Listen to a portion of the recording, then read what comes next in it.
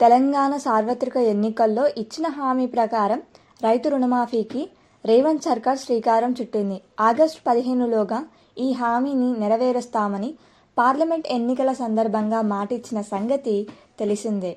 ఇందుకు సంబంధించి ప్రక్రియ కూడా దాదాపు మొదలయ్యింది.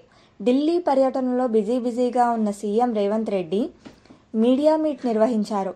ఈ సందర్భంగా రుణమాఫీ ప్రస్తావన వచ్చింది. దీనిపై మాట్లాడిన సీఎం రుణమాఫీపై 4 రోజుల్లో మార్గదర్శకాలు విడుదల చేయనున్నట్లు వెల్లడించారు.